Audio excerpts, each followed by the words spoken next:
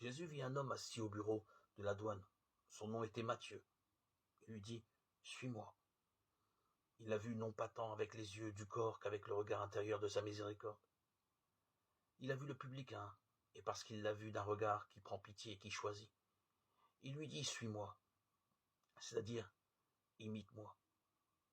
En lui demandant de le suivre, il l'invitait moins à marcher derrière lui qu'à vivre comme lui. Car celui qui déclare demeurer dans le Christ doit marcher dans la voie où lui Jésus a marché. 1 Jean 2,6. Matthieu se leva et le suivit.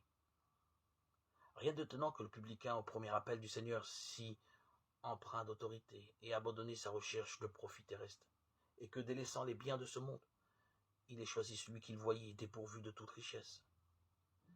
C'est que le Seigneur, qui l'appelait extérieurement par sa parole, le touchait au plus intime de son âme, en y répandant la lumière de la grâce spirituelle. Cette lumière devait faire comprendre à Matthieu que celui qui l'appelait à quitter les biens matériels sur la terre était en mesure de lui donner un trésor impérissable dans le ciel. Matthieu 6, 20. Comme Jésus était à table à la maison, voici que beaucoup de publicains et de pécheurs vinrent prendre place avec lui et ses disciples. La conversion d'un seul publicain a ouvert la voie de la pénitence et du pardon à beaucoup de publicains et de pécheurs.